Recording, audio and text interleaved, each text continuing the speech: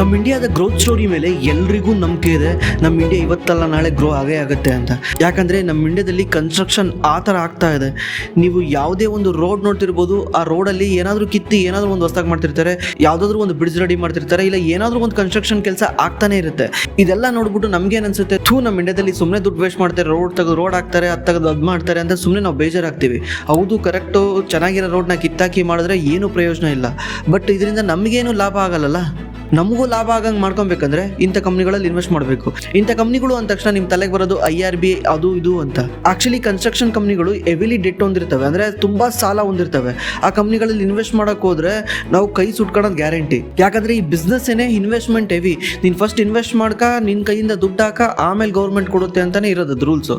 ಇದರಿಂದ ತುಂಬ ಜನ ಕೈ ಸುಟ್ಕೊಂತಾರೆ. ಬಟ್ ನಾವು ಇವಾಗ ಮಾತಾಡೋಕೆ ಹೋಗ್ತಿರೋ ಕಂಪ್ನಿ ಇಂಡಿಯಾ ಗ್ರೋ ಆದಂಗೆ ಈ ಕಂಪ್ನಿ ಕೂಡ ಗ್ರೋ ಆಗುತ್ತೆ. ಯಾಕಂದರೆ ಈ ಕಂಪ್ನಿ ಇಲ್ದಲೇ ಗ್ರೋ ಆಗೋಕ್ಕೆ ಬರಲ್ಲ. ಆಮೇಲೆ ಈ ಕಂಪ್ನಿದು ROE 25% ಇದೆ. ಇಯರ್ ಆನ್ ಇಯರ್ 25% ROE ಬರ್ತಾ ಇದೆ. ಅದು ಒಂದೇ ₹1 ಸಾಲ ಮಾಡ್ದಲೆ. ಈ ಕಂಪ್ನಿ ತನ್ನ ಮಾಡಿರೋ ಲಾಭದಿಂದನೇ ಅದೇ ದುಡ್ಡನ್ನ ಉಪಯೋಗಿಸ್ಕೊಂಡು ಎವ್ರಿ ಇಯರ್ 25% ಗ್ರೋ ಆಗ್ತಾ ಇದೆ. ನಾಳೆ ಏನಾದರೂ ಇಂಡಿಯನ್ ಎಕನಾಮಿ ಗ್ರೋ ಆಗಬೇಕಂದ್ರೆ ಇನ್ಫ್ರಾಸ್ಟ್ರಕ್ಚರ್ ಕೂಡ ಗ್ರೋ ಆಗಬೇಕು. ಇನ್ಫ್ರಾಸ್ಟ್ರಕ್ಚರ್ ಸರಿ ಆಗಬೇಕು. ರೋಡು, ಬ್ರಿಡ್ಜು, ಡ್ಯಾಮು ಇವೆಲ್ಲನೂ ಕನ್ಸ್ಟ್ರಕ್ಟ್ ಆಗಬೇಕು. ಇವೆಲ್ಲ ಕನ್ಸ್ಟ್ರಕ್ಟ್ ಆಗೋಕ್ಕೆ ಈ ಕಂಪ್ನಿಯ ಐಟಮ್ಗಳು ಬೇಕೇ ಬೇಕು. ಈ ಕಂಪ್ನಿ ನೇಮ್ ಬಂದು ಆಕ್ಷನ್ ಕನ್ಸ್ಟ್ರಕ್ಷನ್ ಇಕ್ವಿಪ್ಮೆಂಟ್ಸ್ ಅಂತ. ಈ ಕಂಪ್ನಿ ಏನು ಮಾಡುತ್ತೆ, ಯಾವ ರೀತಿ ದುಡ್ಡು ಮಾಡುತ್ತೆ, ಈ ಕಂಪ್ನಿ ಫ್ಯೂಚರ್ ಏನಿದೆ, ಇದ್ರ ಬಗ್ಗೆ ಎಲ್ಲ ಪೂರ್ತಿಯಾಗಿ ತಿಳ್ಕೊಬೇಕಂದ್ರೆ ದಯವಿಟ್ಟು ಈ ವಿಡಿಯೋನ ಪೂರ್ತಿಯಾಗಿ ನೋಡಿ. ಈ ಕಂಪ್ನಿ ಏನು ಮಾಡುತ್ತೆ ಅಂದರೆ, ನೀವು ಇಮೇಜಲ್ಲಿ ನೋಡ್ತಿದ್ದೀರಲ್ಲ, ಇದನ್ನೆಲ್ಲನೂ ಈ ಕಂಪ್ನಿ ಮ್ಯಾನುಫ್ಯಾಕ್ಚರಿಂಗ್ ಮಾಡುತ್ತೆ, ಅಂದರೆ ತಯಾರು ಮಾಡಿ ಸೆಲ್ ಮಾಡುತ್ತೆ. ಈ ಕಂಪ್ನಿ ಫೌಂಡ್ ಆಗಿದ್ದು 1995ರಲ್ಲಿ. ಈ ಕಂಪ್ನಿನ ಫೌಂಡ್ ಮಾಡಿದ್ದು ವಿಜಯ್ ಅಗರ್ವಾಲ್ ಅಂತ. ಅವರು 1995ರಲ್ಲಿ ನೋಡ್ತಾರೆ ಏನಂದರೆ, ಆ ಟೈಮಲ್ಲಿ ಈ ಫಾರಿನ್ ಪ್ಲೇಯರ್ಗಳೇ ತುಂಬ್ಕೊಂಡಿರ್ತಾರೆ. JCB ಇರ್ಬೋದು, ಇಟಾಚಿ ಇರ್ಬೋದು, ಈ ಥರ ದೊಡ್ಡ ದೊಡ್ಡ ಫಾರಿನ್ ಪ್ಲೇಯರ್ಗಳೇ ತುಂಬ್ಕೊಂಡಿರ್ತಾರೆ. ಆ ಟೈಮಲ್ಲಿ ಈ ವೆಹಿಕಲ್ಗಳನ್ನ ರೆಡಿ ಮಾಡೋದು ಭಯಂಕರ ಕಷ್ಟ ಇರುತ್ತೆ. ಯಾಕಂದರೆ ಪ್ರತಿ ಒಂದು ಸ್ಪೇರ್ ಪಾರ್ಟ್ಸನ್ನು ಇವು ಫಾರಿನಿಂದ ತರಿಸ್ಕೊಬೇಕಾಗಿರುತ್ತೆ. ಯಾಕಂದರೆ ಅವು ಫಾರಿನ್ ಕಂಪ್ನಿಗಳು, ಇಂಡಿಯಾದಲ್ಲಿ ಮ್ಯಾನುಫ್ಯಾಕ್ಚರಿಂಗ್ ಆಗ್ತಿರಲಿಲ್ಲ. ಅವಾಗ ಇವರೊಂದು ಪ್ರಾಬ್ಲಮ್ನ ನೋಡಿ ಆ ಟೈಮಲ್ಲಿ ನಾವ್ಯಾಕೆ ಇದನ್ನು 100% ಮ್ಯಾನುಫ್ಯಾಕ್ಚರಿಂಗ್ ಮಾಡಬಾರ್ದು ಅಂತ ಸ್ಟಾರ್ಟ್ ಮಾಡ್ತಾರೆ. ಅದೇ ಈ ಕಂಪ್ನಿ ಆಕ್ಷನ್ ಕನ್ಸ್ಟ್ರಕ್ಷನ್ ಇಕ್ವಿಪ್ಮೆಂಟ್ಸ್. ಈ ಕಂಪ್ನಿ 2006ರಲ್ಲಿ ಸ್ಟಾಕ್ ಮಾರ್ಕೆಟಲ್ಲಿ ಲಿಸ್ಟ್ ಆಗುತ್ತೆ. ಅಲ್ಲಿಂದ ಇಲ್ಲಿವರೆಗೂ ಕೂಡ ಮೆಜಾರಿಟಿ ಆಫ್ ದಿ ಸ್ಟೇಕ್ ಹೋಲ್ಡ್ನ ಅಗರ್ವಾಲ್ ಫ್ಯಾಮಿಲಿನೇ ಹೋಲ್ಡ್ ಮಾಡ್ತಾ ಬಂದಿದ್ದಾರೆ. ಮತ್ತೆ ಕಾರ್ಪೊರೇಟ್ ಗವರ್ನೆನ್ಸ್ ಕೂಡ ನೀಟಾಗಿ ಮೇಂಟೈನ್ ಮಾಡ್ಕೊಂಡು ಬಂದಿದ್ದಾರೆ. ಎವ್ರಿ ಇಯರ್ ಡಿವಿಡೆಂಡ್ ಕೊಡ್ತಾ ಇದ್ದಾರೆ. Every year keep on grow ಆಗ್ತಾ ಇದ್ದಾರೆ. ಅಲ್ಲಿಂದ ಇಲ್ಲಿವರೆಗೂ ಯಾವುದೇ ರೀತಿ ಪ್ರಾಬ್ಲಮ್ ಇಲ್ಲ. ಈ ವಿಡಿಯೋ ಕಂಟಿನ್ಯೂ ಮಾಡೋಕ್ಕಿಂತ ಮುಂಚೆ ನೀವು ಸ್ಟಾಕ್ ಮಾರ್ಕೆಟಲ್ಲಿ ಏನಾದರೂ ಇನ್ವೆಸ್ಟ್ಮೆಂಟ್ ಮತ್ತು ಟ್ರೇಡಿಂಗ್ ಮಾಡ್ತಾ ಇದ್ದೀರಾ? ನೀವು ಮಾಡ್ತಾ ಇದ್ರು ಕೂಡ ಎಷ್ಟೋ ಜನ ಇನ್ಕಮ್ ಟ್ಯಾಕ್ಸ್ನ ಫೈಲ್ ಮಾಡಲ್ಲ. ಯಾಕಂದರೆ ಇದು ಕಂಪ್ಲೀಟ್ಲಿ ಕಾಂಪ್ಲಿಕೇಟೆಡ್ ಅಂತ. ನೀವು ಪ್ರಾಫಿಟ್ ಮಾಡಿದ್ರು ಮಾಡ್ದಲೇ ಇದ್ರು ಕೂಡ ನೀವು ಇನ್ಕಮ್ ಟ್ಯಾಕ್ಸ್ನ ಫೈಲ್ ಮಾಡಲೇಬೇಕು. ಯಾಕೆ ಗೊತ್ತಾ? ಇದರಿಂದ ನಿಮಗೆ ಬೆನಿಫಿಟ್ಟೇ ಜಾಸ್ತಿ. ನೀವು ಇದರಲ್ಲಿ ನಿಮ್ಮ ಲಾಸ್ನ 8 ವರ್ಷದವರೆಗೂ ಕ್ಯಾರಿ ಫಾರ್ವರ್ಡ್ ಮಾಡ್ಬೋದು. ಅಂದರೆ ಈ ವರ್ಷ ನೀವು ₹1,00,000 ಲಾಸ್ ಮಾಡಿದ್ದೀರಾ, ಇದನ್ನು ನೀವು 8 ವರ್ಷದವರೆಗೂ ಕ್ಯಾರಿ ಫಾರ್ವರ್ಡ್ ಮಾಡ್ಕೊಂಡು ಹೋಗ್ಬೋದು. ಅಂದರೆ ಮುಂದಿನ ವರ್ಷ ನೀವೇನಾದರೂ 5 ಲಕ್ಷ ಲಾಭ ಮಾಡಿದ್ರೆ ನೀವೇನು ಮಾಡ್ಬೋದು, ಲಾಸ್ಟ್ ಇಯರ್ದು 1 ಲಕ್ಷನ ಅದರಲ್ಲಿ ಮೈನಸ್ ಮಾಡಿಬಿಟ್ಟು ಇನ್ನು ಉಳಿದಿರೋ 4 ಲಕ್ಷಕ್ಕೆ ನೀವು ಟ್ಯಾಕ್ಸ್ ಕಟ್ಟಬೇಕಾಗುತ್ತೆ. ಬಟ್ ಆದರೂ ಕೂಡ ತುಂಬ ಜನ ಇದನ್ನು ಮಾಡಲ್ಲ. ಯಾಕಂದರೆ ಇದು ಕಂಪ್ಲೀಟ್ಲಿ ಕಾಂಪ್ಲಿಕೇಟೆಡ್. ಇದೇ ರೀಸನ್ಗೋಸ್ಕರನೇ ನೀವೆಲ್ಲರೂ ಟ್ಯಾಕ್ಸ್ನ ಫೈಲ್ ಮಾಡಲೇಬೇಕು. ಬಟ್ ನಾರ್ಮಲಿ ಯಾಕೆ ಮಾಡಲ್ಲ ಅಂದರೆ, ಅವ್ರಿಗೆ ಮೇನ್ಲಿ 3 ಚಾಲೆಂಜ್ನ ಫೇಸ್ ಮಾಡ್ತಾರೆ. ಒಂದು, ಮಲ್ಟಿಪಲ್ ಇನ್ಕಮ್ ಸೋರ್ಸಸ್ ಇರ್ತವೆ. ಮತ್ತು ಎಲ್ಲ ಟ್ರಾನ್ಸಾಕ್ಷನ್ನು ಯಾವ ರೀತಿ ನಾವು ಅಪ್ಲೋಡ್ ಮಾಡೋದು, ಅದನ್ನು ಯಾವ ರೀತಿ ಪ್ರೊಡ್ಯೂಸ್ ಮಾಡೋದು ಗೊತ್ತಿರಲ್ಲ. ಆಮೇಲೆ ಕರೆಕ್ಟು ITRನ ಯಾವ ರೀತಿ ಚೂಸ್ ಮಾಡ್ಕೊಂಡು ಗೊತ್ತಿರಲ್ಲ. ITR 1 ITR 2 ಅಂತ ನಮಗೆ ಕನ್ಫ್ಯೂಸ್ ಆಗುತ್ತೆ.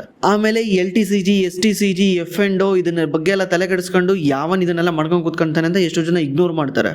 ಬಟ್ ಇವಾಗ ಇದಕ್ಕೆಲ್ಲ ಸೊಲ್ಯೂಷನ್ನು ಇಂಡಿಯಾದಲ್ಲೇ ಟಾಪ್ ಟ್ಯಾಕ್ಸ್ ಫೈಲಿಂಗ್ ಪ್ಲಾಟ್ಫಾರ್ಮ್ ಆಗಿರೋ ಕ್ಲಿಯರ್ ಟ್ಯಾಕ್ಸ್ ಅವರು ಒಂದು ಸೊಲ್ಯೂಷನ್ ತಗೊಂಡಿದ್ದಾರೆ. ಏನಂದ್ರೆ, ಜಸ್ಟ್ ನಿಮ್ದೊಂದು ಪ್ಯಾನ್ ನಂಬರ್ ಹಾಕಿದ್ರೆ 95% ಆಟೋಮೇಟೆಡ್ ಆಗಿಬಿಡುತ್ತೆ. ಆಮೇಲೆ ನೀವು ಇದ್ರ ಜೊತೆ ನಿಮ್ದು ಫಾರ್ಮ್ 16 ಅಪ್ಲೋಡ್ ಮಾಡಿದ ತಕ್ಷಣ ನಿಮ್ಮ ಸ್ಯಾಲ್ರಿ, ನಿಮ್ಮ ಡಿಡಕ್ಷನ್ ಎಲ್ಲ ಇದರಲ್ಲಿ ತೋರ್ಸಕ್ಕೆ ಸ್ಟಾರ್ಟ್ ಮಾಡುತ್ತೆ. ಆಮೇಲೆ ಇವ್ರ ಹತ್ರ 80ಕ್ಕಿಂತ ಹೆಚ್ಚು ಸ್ಟಾಕ್ ಬ್ರೋಕರ್ಗಳದ್ದು ಪ್ಲಾಟ್ಫಾರ್ಮ್ ಲಾಗಿನ್ ಇದೆ. ನೀವು ಅದ್ರದ್ದು ಲಾಗಿನ್ ಆದರೆ ಆಟೋಮೆಟಿಕ್ಲಿ ನಿಮ್ಮದು ಕ್ಯಾಪಿಟಲ್ ಗೇನು ಇದನ್ನೆಲ್ಲನೂ ಇದೆ ರೆಕಾರ್ಡ್ ಮಾಡ್ಕೊಂಡ್ಬಿಡುತ್ತೆ. ಮತ್ತು ಆಪ್ಷನ್ 2 ಏನಂದರೆ, ನೀವೇ ಮ್ಯಾನ್ಯುವಲಿ ಕೂಡ ಅಪ್ಲೋಡ್ ಮಾಡ್ಬೋದು. ಒನ್ಸು ನೀವು ಅಪ್ಲೋಡ್ ಮಾಡಿದ್ರೆ ಕ್ಲಿಯರ್ ಟ್ಯಾಕ್ಸು LTCG ಯಾವುದು, STCG ಯಾವುದು, ಆಪ್ಷನ್ ಯಾವುದು, ಫ್ಯೂಚರ್ ಯಾವುದು ಅಂತ ಕಂಪ್ಲೀಟ್ಲಿ ಅದೇ ಬ್ರೇಕ್ ಡೌನ್ ಮಾಡಿ ಆ ಡ್ಯಾಶ್ ಬೋರ್ಡಲ್ಲಿ ತೋರಿಸುತ್ತೆ. ಆಮೇಲೆ ನೀವೇನಾದರೂ ನಿಮ್ಮ ಸ್ಯಾಲ್ರಿನಲ್ಲಿ ಡಿಡಕ್ಷನ್ ತಗೊಂಡಿದ್ರೆ ಅದನ್ನು ನೀವು ಫಾರ್ಮ್ 16 ಅಪ್ಲೋಡ್ ಮಾಡಿದ ತಕ್ಷಣ ಇದೇ ಆಟೋಮೆಟಿಕ್ಲಿ ಅದನ್ನು ಡಿಡಕ್ಟ್ ಮಾಡ್ಕೊಳುತ್ತೆ. ಅಥವಾ ನೀವು ಮ್ಯಾನ್ಯುವಲಿನೇ ಡಿಕ್ಲೇರ್ ಮಾಡ್ಬೋದು. ಫೈನಲಿ ನಿಮಗೆ ಟ್ಯಾಕ್ಸ್ ಸಮ್ಮರಿ ರಿಪೋರ್ಟ್ ಸಿಗುತ್ತೆ. ಅದರಲ್ಲಿ ಟ್ಯಾಕ್ಸಬಲ್ ಇನ್ಕಮು, ರೀಫಂಡು ಎಲ್ಲನೂ ಕಂಪ್ಯೂಟೆಡ್ ಆಗುತ್ತೆ 100% ಅಕ್ಯುರೇಸಿ ಜೊತೆಗೆ. ಇದ್ರ ಜೊತೆಗೆ ITR ಫೈಲ್ ಕೂಡ ಆಟೋಮೆಟಿಕ್ಲಿ ಅದೇ ಸೆಲೆಕ್ಟ್ ಮಾಡ್ಕೊಳುತ್ತೆ. ಕ್ಲಿಯರ್ ಟ್ಯಾಕ್ಸು ನಿಮ್ಮ ಪಾಸ್ಟ್ 8 ಇಯರ್ ಕ್ಯಾರಿ ಫಾರ್ವರ್ಡ್ ಲಾಸ್ನೂ ಕೂಡ ಆಟೋಮೆಟಿಕ್ಲಿ ಕ್ಯಾಲ್ಕುಲೇಟ್ ಮಾಡ್ಕೊಳುತ್ತೆ. ಮತ್ತು ನಿಮ್ಮದು ಅನ್ಯೂಸ್ ಕ್ಯಾಪಿಟಲ್ಲು ಮತ್ತು ಟ್ರೇಡಿಂಗ್ ಲಾಸಸ್ ಇದ್ದರೆ ಇದು ಆಟೋಮೆಟಿಕ್ಲಿ ಕ್ಯಾಲ್ಕುಲೇಟ್ ಮಾಡ್ಕೊಳುತ್ತೆ. ಫೈನಲಿ ನೀವು ಕ್ಲಿಕ್ ದ ಫೈಲ್ ಟ್ಯಾಕ್ಸ್ ಅಂತ ಕ್ಲಿಕ್ ಮಾಡಿದ್ರೆ ಜಸ್ಟ್ ಫ್ಯೂ ಮಿನಿಟ್ಸಲ್ಲಿ ನಿಮ್ಮ ರಿಟರ್ನ್ ಫೈಲ್ ಆಗಿಬಿಡುತ್ತೆ. ಆಮೇಲೆ ಫೈಲ್ ಮಾಡ್ಬೇಕಾದ್ರೆ ಏನಾದರೂ ಪ್ರಾಬ್ಲಮ್ ಆದಾಗ ನೋಟಿಸ್ ಬಂದರೆ ಅದಕ್ಕೆ ಕ್ಲಿಯರ್ ಟ್ಯಾಕ್ಸೇನೆ ನಿಮಗೆ ಆನ್ಸರ್ ಮಾಡೋಕ್ಕೆ ಹೆಲ್ಪ್ ಮಾಡುತ್ತೆ. ನೀವೇನಾದರೂ ಇದನ್ನು ಯೂಸ್ ಮಾಡಬೇಕಂದ್ರೆ ನಮ್ಮ ಡಿಸ್ಕ್ರಿಪ್ಷನಲ್ಲಿ ಲಿಂಕ್ ಇರುತ್ತೆ, ಆ ಲಿಂಕ್ ಥ್ರೂ ನೀವು ಯೂಸ್ ಮಾಡ್ಬೋದು. ನೀವು AK ಟ್ಯಾಕ್ಸ್ ಅನ್ನೋ ಒಂದು ಕೋಡ್ನ ಯೂಸ್ ಮಾಡಿದ್ರೆ ನಿಮ್ಗೆ ಅಪ್ ಟು 10% ಡಿಸ್ಕೌಂಟ್ ಸಿಗುತ್ತೆ. ಈ ವಿಡಿಯೋಗೆ ಮತ್ತೆ ವಾಪಸ್ ಬರೋಣ. ಇವಾಗ ಈ ಕಂಪ್ನಿಯ ಬಿಸ್ನೆಸ್ ಮಾಡೆಲ್ ಬಗ್ಗೆ ಮಾತಾಡಬೇಕಂದ್ರೆ ಈ ಕಂಪ್ನಿ ಏನು ಮಾಡುತ್ತೆ ಅಂದರೆ, ಈ ಕಂಪ್ನಿ ಕಾರ್ನ ತಯಾರು ಮಾಡ್ದಂಗೆ, ಕ್ರೇನ್ಗಳನ್ನ ನೋಡಿದಿರಲ್ವಾ ನೀವು, ಈ ಇಮೇಜಲ್ಲಿ ನೋಡಿ JCP ಥರನೇ ಇವ್ರದ್ದು ಇದೆ. ಆಮೇಲೆ ಕ್ರೇನ್ಸ್ ಇದ್ದಾವೆ, ಮತ್ತು ನೀವು ಬುಲ್ಡೇಜರ್ ಅಂತಿರಲ್ವಾ, ರೋಡ್ ರೋಲರ್ ಅದು ಕೂಡ ಇದೆ. ಮತ್ತು ಅಪಾರ್ಟ್ಮೆಂಟ್ ಕಟ್ಟಕ್ಕೆ ದೊಡ್ಡ ದೊಡ್ಡ ಕ್ರೇನ್ಗಳು ಬೇಕಾಗ್ತವೆ. ಮತ್ತು ಅಗ್ರಿಕಲ್ಚರಲ್ಲಿ ಟ್ರ್ಯಾಕ್ಟರ್ ಕೂಡ ಇದೆ. ಈ ಕಂಪ್ನಿದು ಇಷ್ಟು ಪ್ರಾಡಕ್ಟ್ ಇದೆ. ಈ ಕಂಪ್ನಿದು ಮೆಜಾರಿಟಿ ರೆವಿನ್ಯೂ ಬರೋದು ಕ್ರೇನ್ಸಿಂದ.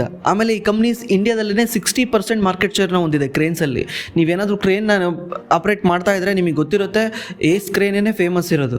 ಇವ್ರು ಹೆಂಗೆ ದುಡ್ಡು ಮಾಡ್ತಾರೆ ಅಂದರೆ, ಮಾರುತಿ ಇದ್ದಂಗೆ. ಮಾರುತಿ ಏನು ಮಾಡುತ್ತೆ, ಮಾರುತಿ ಕಾರ್ನ ತಯಾರು ಮಾಡಿ ಸೆಲ್ ಮಾಡುತ್ತಲ್ಲ, ಸೇಮ್ ಅದೇ ರೀತಿಯೇ ಇವರು ಈ ವೆಹಿಕಲ್ಗಳನ್ನ ತಯಾರು ಮಾಡಿ ಸೆಲ್ ಮಾಡ್ತಾರೆ. ಯಾರಿಗೆ? ಡೀಲರ್ಗಳಿಗೆ ಸೆಲ್ ಮಾಡ್ತಾರೆ. ಇವ್ರ ಹತ್ರ ಇಂಡಿಯಾದಲ್ಲಿ 100ಕ್ಕೂ ಅತಿ ಹೆಚ್ಚು ಡೀಲರ್ಗಳಿದ್ದಾರೆ. ಇವರು ಡೀಲರಿಗೆ ಸೆಲ್ ಮಾಡ್ತಾರೆ, ಡೀಲರು ಕಸ್ಟಮರಿಗೆ ಸೆಲ್ ಮಾಡ್ತಾನೆ. ಈ ರೀತಿ ಇವ್ರದ್ದು ಬಿಸ್ನೆಸ್ ನಡ್ಕೊಳ್ತಾ ಬಂದಿದೆ. ಬಟ್ ಇವಾಗ ಇವರು ಬಿಸ್ನೆಸ್ ಮಾಡಲ್ನ ಚೇಂಜ್ ಮಾಡ್ತಾ ಇದ್ದಾರೆ. ಮ್ಯಾನೇಜ್ಮೆಂಟ್ ಖುದ್ದು ಒಪ್ಕೊಂತಾ ಇದೆ, ನಾವು ಬಿಸ್ನೆಸ್ ಮಾಡಲ್ನ ಚೇಂಜ್ ಮಾಡ್ತಾ ಇದ್ದೀವಿ ಅಂತ. ಈ ಡೈರೆಕ್ಟ್ ಕಸ್ಟಮರಿಗೆ ಸೆಲ್ ಮಾಡೋ ಬದಲು ಇವರು ಬೇರೆ ರೀತಿ ಸ್ಟ್ರಾಟಜಿ ಮಾಡ್ತಾ ಇದ್ದಾರೆ. ಅದೇನು ಅಂದರೆ, ನೀವು ನೋಡಿರ್ತೀರ ಏರ್ಲೈನ್ ಕಂಪ್ನಿನ ಬಗ್ಗೆ ಎಕ್ಸ್ಪ್ಲೇನ್ ಮಾಡ್ಬೇಕಾದ್ರೆ ನಾನು ಒಂದ್ಸಲ ಎಕ್ಸ್ಪ್ಲೇನ್ ಮಾಡಿದ್ದೆ ಏರ್ಲೈನ್ ಕಂಪ್ನಿ ಯಾವ ರೀತಿ ವರ್ಕ್ ಆಗುತ್ತೆ ಅಂತ. ಏರ್ಲೈನ್ ಕಂಪ್ನಿ ಯಾವ ರೀತಿ ವರ್ಕ್ ಆಗುತ್ತೆ ಅಂದರೆ, ಏರ್ಲೈನ್ನ ಯಾವ ಕಂಪ್ನಿಗಳು ಬೈ ಮಾಡಲ್ಲ. ಯಾಕಂದರೆ ಏರ್ಲೈನ್ ಬೈ ಮಾಡೋಕ್ಕೆ ಹೆವಿ ದುಡ್ಡು ಬೇಕು. ಅದಕ್ಕೆ ಅವ್ರೇನು ಮಾಡ್ತಾರೆ, ಈ ಏರ್ಲೈನ್ಗಳನ್ನ ಲೀಸಿಗೆ ಕೊಡೋವಂಥ ಕಂಪ್ನಿಗಳು ಇರ್ತವೆ, ಅಂದರೆ ರೆಂಟಿಗೆ ಕೊಡೋ ಅಂಥ ಕಂಪ್ನಿ ಇರ್ತವೆ. ಅಂಥ ಕಂಪ್ನಿಯಿಂದ ಇವರು ಏರ್ಲೈನ್ನ ಪರ್ಚೇಸ್ ಮಾಡ್ತಾರೆ. ವರ್ಷಕ್ಕೆ, 2 ವರ್ಷಕ್ಕೆ, 3 ವರ್ಷಕ್ಕೆ ಅಂತ ಲೀಸ್ ಹಾಕ್ಸ್ಕೊತಾರೆ. ಅದನ್ನು ಇವ್ರು ಓಡಿಸ್ಕೊತಾರೆ. ಎವ್ರಿ ಮಂತ್ ಅವ್ರಿಗೆ ರೆಂಟ್ ಪೇ ಮಾಡ್ತಾರೆ. ಸೇಮ್ ವೇ ಇವ್ರೇನು ಪ್ಲ್ಯಾನ್ ಮಾಡ್ತಾ ಇದ್ದಾರೆ, ಈಗ ಆಲ್ರೆಡಿ ಇವ್ರದ್ದು 30 to 40% ರೆವಿನ್ಯೂ ಅದರಿಂದನೇ ಬರ್ತಾ ಇದೆ. ಇವ್ರೇನು ಮಾಡ್ತಾರೆ, ರೆಂಟ್ ಕೊಡೋ ಅಂಥ ಕಂಪ್ನಿಗಳಿಗೆ ಇವ್ರ ಪ್ರಾಡಕ್ಟ್ನ ಸೆಲ್ ಮಾಡ್ತಾರೆ. ಈಗ ಇವ್ರ ಪ್ರಾಡಕ್ಟ್ನ ಅವ್ರಿಗೆ ಸೆಲ್ ಮಾಡಿದ ತಕ್ಷಣ ಅವಾಗ ಅವ್ರೇನು ಮಾಡ್ತಾರೆ, ಅದನ್ನು ಇನ್ನೊಬ್ರಿಗೆ ರೆಂಟ್ ಕೊಡ್ತಾರೆ. ಯಾಕಂದರೆ ಪ್ರತಿಯೊಂದು, ನೀವು ಒಂದು JCP ಅಂದರೆ 30 ರಿಂದ 40 ಲಕ್ಷ ಕಾಸ್ಟ್ ಆಗುತ್ತಾ.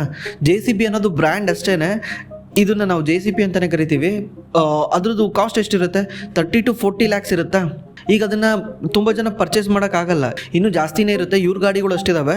ಅದನ್ನು ಇವ್ರೇನು ಮಾಡ್ತಾರೆ, ಒಂದು ರೆಂಟಿನ ಕಂಪ್ನಿಗೆ ಸೆಲ್ ಮಾಡ್ತಾರೆ. ಇದನ್ನು ರೆಂಟಿನ ಕಂಪ್ನಿ ಇವ್ರಿಗೆ ದುಡ್ಡು ಕೊಟ್ಬಿಡ್ತಾನೆ. ಅದನ್ನು ರೆಂಟಿನ ಕಂಪ್ನಿ ಏನು ಮಾಡ್ತಾನೆ, ಜನಗಳಿಗೆ ರೆಂಟ್ ಕೊಟ್ಟು ಅವ್ನು ದುಡ್ಡು ಮಾಡ್ತಾನೆ. ಈ ಥರ ಮಾಡೋದ್ರಿಂದ ಏನಾಗುತ್ತೆ, ಇವ್ರದ್ದು ಸೇಲ್ಸ್ ಇನ್ಕ್ರೀಸ್ ಆಗುತ್ತೆ. ಯಾಕಂದರೆ ಈಗ ಒಬ್ಬ ಬಂದ್ಬಿಟ್ಟು ಇವ್ರ ಹತ್ರ ಪರ್ಚೇಸ್ ಮಾಡಬೇಕಂದ್ರೆ ಇಂಡಿಯಾದಲ್ಲಿ ಎಲ್ಲ MSME ಸಣ್ಣ ಸಣ್ಣ ಕಾಂಟ್ರಾಕ್ಟ್ಗಳು, ಸಣ್ಣ ಈಗ ರೋಡ್ ಮಾಡಿಸ್ತೀನಿ ಅಂತ ಹೇಳಿದಾಗ ಸ್ಟೇಟ್ ಹೈವೇ, ಸಣ್ಣ ಕಾಂಟ್ರಾಕ್ಟ್ಗಳು ಜಾಸ್ತಿ ಇದ್ದಾರೆ. ಈಗ ದೊಡ್ಡ ಕಾಂಟ್ರಾಕ್ಟ್ ಮಾಡೋರೆಲ್ಲನೂ ದೊಡ್ಡ ಕಂಪ್ನಿಗಳಿಂದ. ಇವ್ರದ್ದು ಕಾಂಪಿಟೇಟರ್ ಇದಾರಲ್ವಾ, ಇವ್ರಿಗೆ ಕಾಂಪಿಟೇಟರ್ ಯಾರಿದ್ದಾರೆ, JCP ಇದೆ, ಕ್ಯಾಟರ್ಪಿಲ್ಲರ್ ಇದೆ, ಇಟಾಚಿ ಇದೆ. ಇವರೆಲ್ಲನೂ ಇಂಟರ್ನ್ಯಾಷನಲ್ ಪ್ಲೇಯರ್ಗಳು. ಇವರು ದೊಡ್ಡ ಕಾಂಟ್ರಾಕ್ಟ್ಗಳ ಜೊತೆ ಹೋಗ್ತಾರೆ, ಇವರು ಸಣ್ಣವ್ರ ಜೊತೆ ಹೋಗ್ತಾರೆ. ಆಗ ಏನಾಗುತ್ತೆ, ಸಣ್ಣವ್ರಿಗೆ ದುಡ್ಡು ಕೊಟ್ಟು ತಗೊಳಕ್ಕಾಗಲ್ಲ. ಆವಾಗ ರೆಂಟಿಂದ ಸಿಗೋದ್ರಿಂದ 1 ತಿಂಗಳು, 2 ತಿಂಗಳು, 3 ತಿಂಗಳು ಈ ಥರ ಎಷ್ಟು ಕಾಂಟ್ರಾಕ್ಟ್ ಇರುತ್ತೆ ಅಂದರೆ ವರ್ಷ ಎಷ್ಟು ಕಾಂಟ್ರಾಕ್ಟ್ ಇರುತ್ತೆ, ಅವಾಗ ಅಲ್ಲಿವರೆಗೂ ರೆಂಟ್ ಪೇ ಮಾಡಿಕೊಂಡು ಕೆಲಸ ಮುಗಿದಾದ್ಮೇಲೆ ಅದನ್ನು ವಾಪಸ್ ಕಳಿಸ್ತಾರೆ. ಇವ್ರಿಗೆ ಇದರಿಂದ ಏನು ಲಾಭ ಆಗುತ್ತೆ ಅಂದರೆ, ಇವರು ರೆಂಟ್ ಕೊಟ್ಟಿರ್ತಾರಲ್ಲ ಅದೇ ಕಂಪ್ನಿ ಇವ್ರ ಹತ್ರನೇ ಬಂದು ರೆಡಿ ಮಾಡಿಸ್ಕೊಬೇಕು ಅದನ್ನು. ಯಾಕಂದರೆ ಇವ್ರಿಗೆ ಅದು ಸ್ಪೇರ್ ಪಾರ್ಟ್ಸ್ ಎಲ್ಲ ಇವ್ರ ಹತ್ರನೇ ತಗೊಳ್ಬೇಕಲ್ಲ. ಅವಾಗ ಏನಾಗುತ್ತೆ, ಸ್ಪೇರ್ ಪಾರ್ಟ್ಸ್ ಬಿಸ್ನೆಸ್ಸು ಇನ್ಕ್ರೀಸ್ ಆಗ್ತಾ ಹೋಗುತ್ತೆ. ಇನಿಷಿಯಲಿ ನೀನು ಆ ಕಂಪ್ನಿಗಳಿಗೆ ಕಮ್ಮಿಯಾಗಿ ಸೆಲ್ ಮಾಡಿದ್ರು ಕೂಡ ನಾಳೆ ಒಂದು ಸ್ಪೇರ್ ಪಾರ್ಟ್ಸಲ್ಲಿ ದುಡ್ಡು ಮಾಡ್ಬೋದು. ಈ ಸ್ಟ್ರಾಟಜಿನ ತನ್ನ ಮೇಲೆ ಈ ಕಂಪ್ನಿದು ಪ್ರಾಫಿಟ್ಟು ಇಯರ್ ಆನ್ ಇಯರ್ ಸಖತ್ತು ಗ್ರೋ ಆಗ್ತಾ ಬಂದಿದೆ. ನಾವು ಈ ಇಂಡಸ್ಟ್ರಿ ಬಗ್ಗೆ ನೋಡೋದಾದರೆ ಇದು ಕಂಪ್ಲೀಟ್ಲಿ ಸಿಕ್ಲಿಕಲ್ ಇಂಡಸ್ಟ್ರಿ. ಅಂದರೆ ಗೌರ್ಮೆಂಟ್ ಯಾವಾಗ ದುಡ್ಡನ್ನ ಸ್ಪೆಂಡ್ ಮಾಡುತ್ತೆ, ಬಜೆಟಲ್ಲಿ ಗೌರ್ಮೆಂಟ್ ಏನು ಮಾಡುತ್ತೆ ಹೇಳಿ, ನಾವು ಇನ್ಫ್ರಾಸ್ಟ್ರಕ್ಚರಿಗೆ ಸ್ಪೆಂಡ್ ಮಾಡ್ತಿದ್ದೀವಿ, ಕೆಪೆಕ್ಸ್ ಜಾಸ್ತಿ ಸ್ಪೆಂಡ್ ಮಾಡ್ತಿದ್ದೀವಿ ಅಂದರೆ ಕ್ಯಾಪಿಟಲ್ ಎಕ್ಸ್ಪೆಂಡಿಚರ್ ಮಾಡ್ತಿದ್ದೀವಿ ಅಂತ ಹೇಳುತ್ತಲ್ವಾ. ಅದು ಯಾವಾಗ ಗೌರ್ಮೆಂಟ್ ಹತ್ರ ಹೇಳಕ್ಕೆ ಸ್ಟಾರ್ಟ್ ಮಾಡುತ್ತೆ, ಜಾಸ್ತಿ ಸ್ಪೆಂಡ್ ಮಾಡುತ್ತೆ, ಅವಾಗ ಈ ಇಂಡಸ್ಟ್ರಿ ಬೂಮ್ ಆಗುತ್ತೆ. ಗೌರ್ಮೆಂಟ್ ಯಾವಾಗ ಕೆಪೆಕ್ಸ್ನ ಕಮ್ಮಿ ಮಾಡುತ್ತೆ, ಅವಾಗ ಈ ಇಂಡಸ್ಟ್ರಿ ಡೌನ್ ಟರ್ನ್ ಬರುತ್ತೆ. ಬಟ್ ನಮ್ಮ ಇಂಡಿಯಾ ಇರೋ ಪರಿಸ್ಥಿತಿನಲ್ಲಿ ನಮ್ಮ ಗೌರ್ಮೆಂಟು ಕೆಪೆಕ್ಸಿಗೆ ಸ್ಪೆಂಡ್ ಮಾಡಿದ್ರೆ ಬೇರೆ ದಾರಿನೇ ಇಲ್ಲ. ಯಾಕಂದರೆ ನಾವು ಏನೇ ಇಂಪ್ರೂವ್ ಆದ್ರೂ, ನಮ್ಮ ಏನೇ ಇನ್ಕಮ್ ಇಂಪ್ರೂವ್ ಆದರೂ ಕೂಡ, ಈಗ ನಿಮ್ಮ ಇನ್ಕಮೇ ಇಂಪ್ರೂವ್ ಆಯ್ತು ಅನ್ಕೊಳ್ಳಿ, ಈಗ ನಿಮ್ಮ ಇನ್ಕಮ್ ಇಂಪ್ರೂವ್ ಆಗಿದೆ, ಇನ್ಕಮ್ ಇಂಪ್ರೂವ್ ಹೆಂಗಾಗುತ್ತೆ, ಒಂದು ಇಂಡಿಯಾದಲ್ಲಿ ಇನ್ಫ್ರಾಸ್ಟ್ರಕ್ಚರ್ ಚೆನ್ನಾಗಿರಬೇಕು. ಅಥವಾ ಇನ್ಕಮ್ ಇಂಪ್ರೂವ್ ಆದರೂ ಕೂಡ ನೀವು ಮುಂಚೆ ಜನರಲ್ ವಾರ್ಡಲ್ಲಿ ಟ್ರೈನಲ್ಲಿ ಹೋಗ್ತಾ ಇದ್ರಿ, ಇವಾಗ ಸೇಮ್ ಅದರಲ್ಲೇ ಹೋಗೋಕೆ ಇಷ್ಟಪಡ್ತೀರಾ? ಅವಾಗ ಇಷ್ಟಪಡಲ್ಲ, ಯಾಕಂದರೆ ನಿಮ್ಮದು ದುಡ್ಡಿದೆ, ನೀವು ಹೈಯರ್ ಎಂಡಲ್ಲಿ ಹೋಗೋಕೆ ಇಷ್ಟಪಡ್ತೀರಾ. ಅದೇ ರೀತಿ ಒಂದು ಅಪ್ಗ್ರೇಡ್ ಕೇಳ್ತಾನೆ ಜನ. ನಾರ್ಮಲ್ ಬಸ್ಸಲ್ಲಿ ಓಡಾಡದಲ್ಲೇ ಮೆಟ್ರೋದಲ್ಲಿ ಓಡಾಡೋಕ್ಕೆ ಇಷ್ಟಪಡ್ತಾರೆ, ಮತ್ತೆ ಫ್ಲೈಟಲ್ಲಿ ಓಡಾಡೋಕ್ಕೆ ಇಷ್ಟಪಡ್ತಾರೆ. ಇದೆಲ್ಲ ಆಗಬೇಕಂದ್ರೆ ಗೌರ್ಮೆಂಟು ಇನ್ಫ್ರಾಸ್ಟ್ರಕ್ಚರ್ಗೆ ಸ್ಪೆಂಡ್ ಮಾಡಲೇಬೇಕು. ಅದೇ ರೀತಿ ಗೌರ್ಮೆಂಟ್ ಈ ವರ್ಷ ಕೂಡ ಮಾಡಿದೆ. 11 ಲಕ್ಷ ಕೋಟಿ ಗೌರ್ಮೆಂಟ್ ಈ ವರ್ಷ ಇನ್ಫ್ರಾಸ್ಟ್ರಕ್ಚರ್ಗೆ ಸ್ಪೆಂಡ್ ಮಾಡಿದೆ. ಅಂದರೆ ನಮ್ಮ ದೇಶದ GDPಯ 3.5%. ಗೌರ್ಮೆಂಟ್ ಇದನ್ನ ಯಾವಾಗಲೂ ಮಾಡ್ತಾನೆ ಹೋಗುತ್ತೆ. ಒಂದು ವರ್ಷ ಮೇ ಬಿ 1 ಲಕ್ಷ 2 ಲಕ್ಷ ಕೋಟಿ ಹೆಚ್ಚು ಕಡಿಮೆ ಮಾಡ್ಬೋದು, but year on year increment ಇದ್ದೇ ಇರುತ್ತೆ. ಈ ರೀಸನಿಂದ ಅಟ್ಲೀಸ್ಟ್ ನೆಕ್ಸ್ಟ್ 5 to 10 ಇಯರು ಈ ಇಂಡಸ್ಟ್ರಿ ಗ್ರೋ ಆಗೇ ಆಗುತ್ತೆ. ಯಾಕಂದರೆ ಇಂಡಿಯಾದಲ್ಲಿ ಏನು ಇಂಪ್ರೂವ್ ಆಗೇ ಇಲ್ಲ. ಇದು ಜಪಾನು, ಜರ್ಮನ್ನು, ಅಮೆರಿಕಾ ಥರ ಅಲ್ಲ ನಮ್ಮ ಇಂಡಿಯಾದಲ್ಲಿ ನೆಟ್ ಏನೇನು ಬೇಸಿಕ್ ನೀಡ್ಗಳೇ ಇಲ್ಲ, ರೋಡ್ ಸರಿ ಇಲ್ಲ, ಪ್ರತಿಯೊಂದು ಪ್ರಾಬ್ಲಮ್ ಇದೆ. ಇದೆಲ್ಲ ರೆಡಿ ಆಗಬೇಕು, ಇದೆಲ್ಲ ಸರಿ ಆಗಬೇಕು ಅಂದರೆ ಇನ್ಫ್ರಾಸ್ಟ್ರಕ್ಚರ್ಗೆ ಸ್ಪೆಂಡ್ ಮಾಡಬೇಕು. ಆ ಸ್ಪೆಂಡ್ ಮಾಡಿದಾಗ ಈ ಕಂಪ್ನಿ ಇಂಡೈರೆಕ್ಟ್ಲಿ ಬೆನಿಫಿಟ್ ಆಗುತ್ತೆ. ಆಮೇಲೆ ರೀಸೆಂಟ್ಲಿ ಗೌರ್ಮೆಂಟು ಒಂದು ಪ್ಲಾನ್ ಮಾಡ್ತಾ ಇದೆ GST ನ ಕಟ್ ಮಾಡೋಕ್ಕೆ. ಅಂದರೆ ನೀವು ನರೇಂದ್ರ ಮೋದಿ ಕೇಳಿರ್ಬೋದು, नेक्स्ट जनरेशन GST रिफॉर्म्स लेकर के आ रहे हैं. ये दिवाली के अंदर आपके लिए तोहफा बन जाएंगे. GST ಕಟ್ ಮಾಡ್ಬೋದು ಅಂತ ಊಹಾಪೋಹಗಳು ನಡೀತಿದಾವೆ, ಕನ್ಫರ್ಮೇಶನ್ ಇನ್ನೂ ಬಂದಿಲ್ಲ.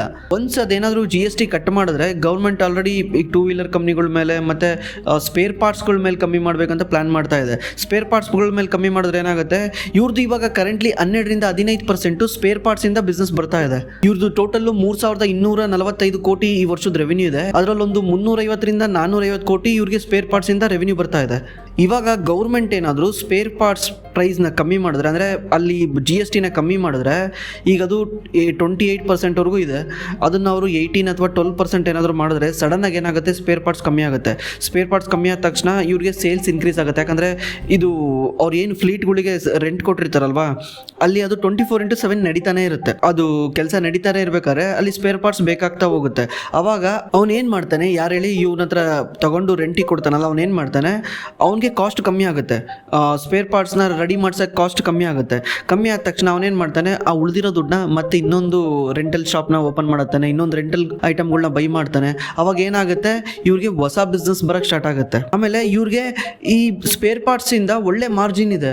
ನಾರ್ಮಲ್ ಮಾರ್ಜಿನ್ ಬಂದ್ಬಿಟ್ಟು 15-16% ಇದ್ರೆ, ಇವ್ರಿಗೆ ಸ್ಪೇರ್ ಪಾರ್ಟ್ಸಿಂದ 35-40% ಮಾರ್ಜಿನ್ ಸಿಗುತ್ತೆ. ಅದು ಕಮ್ಮಿ ರೆವಿನ್ಯೂ ಬಂದರೂ ಕೂಡ ಹೈ ಮಾರ್ಜಿನ್ ಸಿಗೋದ್ರಿಂದ ನೆಟ್ ಪ್ರಾಫಿಟ್ ಇನ್ಕ್ರೀಸ್ ಆಗೋ ಚಾನ್ಸ್ ಇರುತ್ತೆ. ಇದೊಂದೇ ಅಲ್ಲ, ಇವ್ರ ಹತ್ರ ರೆಂಟಲ್ ತಗೊಳೋರಿಗೆ ಜಾಸ್ತಿ ದುಡ್ಡು ಉಳಿದ್ರೆ ಅವ್ರೇನು ಮಾಡ್ತಾರೆ, ಅವ್ರು ಮೋರ್ ರೆಂಟಲ್ ವೆಹಿಕಲ್ಗಳನ್ನ ಬೈ ಮಾಡೋಕ್ಕೆ ಸ್ಟಾರ್ಟ್ ಮಾಡ್ತಾರೆ. ಅವಾಗ ಇವ್ರಿಗೆ ಮತ್ತೆ ಸೇಲ್ಸ್ ಇನ್ಕ್ರೀಸ್ ಆಗುತ್ತೆ. ಇದನ್ನೆಲ್ಲನೂ ಆಂಟಿಸಿಪೇಟ್ ಮಾಡಿನೇ ಮಾರ್ಕೆಟು ರೀಸೆಂಟ್ಲಿ ಈ ಸ್ಟಾಕ್ನ ಮೇಲ್ ತಗೊಂಡೋಗಿತ್ತು, ಅರೌಂಡ್ 8-9% ಮೇಲ್ ತಗೊಂಡೋಗಿತ್ತು. ಇವತ್ತು ಡೌನ್ ಆಗಿದೆ. ಇವತ್ತು ಕರೆಂಟ್ಲಿ 3-3.5% ಡೌನ್ ಇದೆ. ಬಟ್ ಇದು ಲಾಂಗ್ ಟರ್ಮ್ ಸ್ಟೋರಿ. ಈ ಕಂಪ್ನಿದು ಬೆಸ್ಟ್ ಏನಂದ್ರೆ, ಈ ಕಂಪ್ನಿ ಹತ್ರ ಡೆಟ್ ಇಲ್ಲ, ಮತ್ತೆ ಎವ್ರಿ ಇಯರ್ ಡಿವಿಡೆಂಡ್ ಪೇ ಮಾಡ್ತಾರೆ, ಪ್ರಮೋಟರ್ ಹೋಲ್ಡಿಂಗ್ ಎಲ್ಲ ಜಾಸ್ತಿ ಇದೆ. ಓನ್ಲಿ ಪ್ರಾಬ್ಲಮ್ ಇದ್ದಿದ್ದು ನಮಗೆ ಮುಂಚಿಂದ ಈ ಕಂಪ್ನಿನಲ್ಲಿ ಓನ್ಲಿ ಪ್ರಾಬ್ಲಮ್ ಇದ್ದಿದ್ದು, ಈ ಕಂಪ್ನಿದು ಎರಾಬೇರಿ ಜಾಸ್ತಿ ಇತ್ತು. 70 ಎಲ್ಲ ಹೋಗ್ಬಿಟ್ಟಿತ್ತು. ಅದಕ್ಕೆ ಈ ಕಂಪ್ನಿನ ಕಣ್ಣೇ ಹಾಕಿರಲಿಲ್ಲ, ಈ ಕಂಪ್ನಿ ಟಚ್ಚು ಮಾಡಿರಲಿಲ್ಲ. ಬಟ್ ಇವಾಗ ಕಂಪ್ನಿ ಶೇರ್ ಪ್ರೈಸ್ ಸಖತ್ತು ಫಾಲ್ ಆಗಿದೆ. ಅರೌಂಡ್ 900 ರೂಪೀಸ್ ಸಮಥಿಂಗ್ವರೆಗೂ ಬಂದಿತ್ತು. 930, 940 ಎಲ್ಲ ಬಂದಿತ್ತು. ಒಳ್ಳೆ ಪ್ರೈಸ್, ಯಾಕಂದರೆ ಆರಾಮ್ಸೆ 26-27 ಬರುತ್ತೆ. ಆ ರೇಂಜಿಗೆ ಬಂದರೆ ಅದು ಒಳ್ಳೆ ಪ್ರೈಸ್. 70 26 ನಾವು ಈ ಥರ ಥಿಂಕ್ ಮಾಡಿ ನೋಡಿದ್ರೆ, ಈ ಕಂಪ್ನಿನ ಏನಾದರೂ ನಾವು 25 times ಬೈ ಮಾಡಿದ್ರೆ, ಅಂದರೆ ಅರೌಂಡ್ 850-900 ರೂಪೀಸಲ್ಲಿ ಲಾಂಗ್ ಟರ್ಮ್ವರೆಗೂ ಆರಾಮ್ಸೆ ಇಟ್ಕೊಂಡು ಹೋಗ್ಬೋದು ಅಂತ ನನಗನ್ಸುತ್ತೆ. ಆಮೇಲೆ ಇದು ಯಾವುದೇ ರೀತಿ ಬೈ ಸೆಲ್ ರೆಕಮೆಂಡೇಶನ್ ಅಲ್ಲ. ನಾವು ಮಾತಾಡೋದ ಥರ ಅನ್ನಿಸ್ತಿರ್ಬೋದು, ಬಿಕಾಸ್ ಯಾವುದೇ ಒಂದು ಕಂಪ್ನಿ ಬಗ್ಗೆ ಹೇಳ್ಬೇಕಾದ್ರೆ ಆ ಕಂಪ್ನಿ ಬಗ್ಗೆ ಒಳ್ಳೇದು ಹೇಳಬೇಕು, ಕೆಟ್ಟದ್ದು ಹೇಳಬೇಕು. ಒಳ್ಳೇದು ಹೇಳ್ಬೇಕಾದ್ರೆ ನಿಮಗೆ ಬೈ ಮಾಡ್ಬೋದು ಅನ್ಸುತ್ತೆ, ಕೆಟ್ಟದ್ದು ಹೇಳ್ಬೇಕಾದ್ರೆ ನೀವು ಕೆಟ್ಟದನ್ನು ಆಲೋಚನೆ ಮಾಡಲೇಬೇಕು. ಇವಾಗ ನಾನು ನೆಗೆಟಿವ್ ಬಗ್ಗೆ ಮಾತಾಡ್ತೀನಿ. ನೆಗೆಟಿವ್ ಹೇಳೋದಾದರೆ, ಈ ಇಂಡಸ್ಟ್ರಿನೇ ಸಿಕ್ಲಿಕಲ್ ಇಂಡಸ್ಟ್ರಿ. ಅಂದರೆ ಗೌರ್ಮೆಂಟ್ ಸ್ಪೆಂಡ್ ಮೇಲೇ ಇವ್ರದ್ದು ನಿಂತಿರುತ್ತೆ ರೆವಿನ್ಯೂ. ಗೌರ್ಮೆಂಟ್ ಸ್ಪೆಂಡ್ ಏನಾದರೂ ಕಮ್ಮಿ ಆದ ತಕ್ಷಣ ಇವ್ರ ರೆವಿನ್ಯೂ ಆಟೋಮೆಟಿಕ್ಲಿ ಕಮ್ಮಿ ಆಗ್ತಾ ಬರುತ್ತೆ. ಯಾಕಂದರೆ ಪ್ರಾಜೆಕ್ಟ್ ಸಿಗ್ಲಿಲ್ಲದ್ರೆ ಇವ್ರ ಹತ್ರ ಯಾರು ಗಾಡಿ ಬೈ ಮಾಡ್ತಾರೆ. ಆಮೇಲೆ ಗ್ಲೋಬಲ್ ಕಾಂಪಿಟೇಷನ್ ಬರೋ ಚಾನ್ಸಸ್ಸು ಇದೆ. ಗ್ಲೋಬಲ್ ಕಾಂಪಿಟೇಷನ್ ಅಂದರೆ ಆಲ್ರೆಡಿ ನೀವು ಕ್ಯಾಟರ್ಪಿಲ್ಲರು ಮತ್ತು JCB ಎಲ್ಲ ನೋಡಿರ್ಬೋದು. JCBದು 75% ಮಾರ್ಕೆಟ್ ಶೇರ್ ಇದೆ.